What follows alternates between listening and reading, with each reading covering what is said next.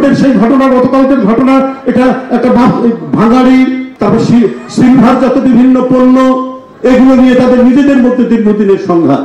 বন্ধুরা আমার, নানা ছিদ্রপথে এটা বিশাল পরিবার বিএনপি, কোথায় কোন দিক দিয়ে কোন দুষ্কৃতিকারী কোথায় ঢুকছে বা বিএনপির নাম ভাঙাচ্ছে, সবসময় তো একেবারে পার্টির ভারপ্রাপ্ত চেয়ারম্যান অথবা মহাসচিব আমরা সবসময় তো আমরা সেটা খেয়াল করতে পারি না যে একটা ওয়ার্ড পর্যায়ে কে ঢুকছে।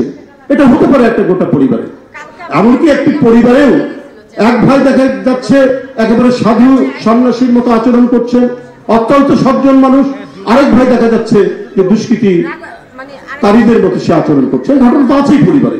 একজন ইংরেজ রাইটার তিনি নিজেও বলেছেন, every family has a black sheep, প্রতিটি পরিবারেই একটা কুলাঙ্গার থাকে। তো দু একটা কুলাঙ্গার তো ঢুকে যেতে পারে, কিন্তু দেখার বিষয়, বিচার্য বিষয় হচ্ছে যে পার্টি তাদেরকে ওন করছে কিনা, তাদেরকে প্রোটেকশন দিচ্ছে কিনা শেখ হাসিনার মতো।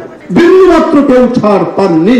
মিটফোর্ডের ঘটনা একটু ভিন্ন ধরনের ঘটনা, যে ঘটনা আমরা হৃদয় বিদারক ঘটনা দেখলাম, পাথর দিয়ে কিভাবে আপনার লাশের উপর আঘাত করেছে। যে কোনো একটা বিবেকবান মানুষ যার হৃদয়ের মধ্যে মানবতাবোধ ন্যূনতম আছে, তার হৃদয়কে কাঁদাবে, তার চোখে অশ্রু নয়, তার হৃদয়ের মধ্যে অশ্রু ধরবে।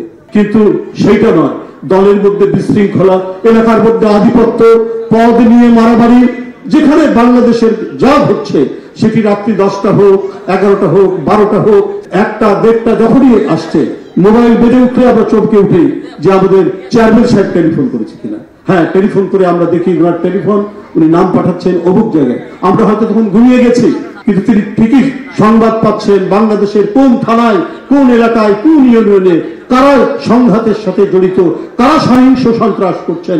দলের লোক প্রথমেই তিনি তাদের ধরছেন এবং সেটাকে শাস্তির আওতায় নিয়ে আসছেন। কেউ বহিষ্কার হচ্ছেন, কারো পদ স্থগিত করা হচ্ছে, কাউকে নানাভাবে শাস্তির আওতায় নেওয়া হচ্ছে। প্রতিদিন ঘটনা হচ্ছে। আমার জানা মতে বিএনপি জেলা, উপজেলা এবং কেন্দ্রীয় পর্যায় থেকে এখন পর্যন্ত 6,500, 7,000-এর কাছাকাছি নেতাকর্মী বিভিন্ন পর্যায়ে তাদেরকে শাস্তিমূলক ব্যবস্থা গ্রহণ করা হয়েছে। অঙ্গ সংগঠনগুলো তারা প্রতিনিয়ত এই ব্যবস্থাগুলো নিচ্ছে।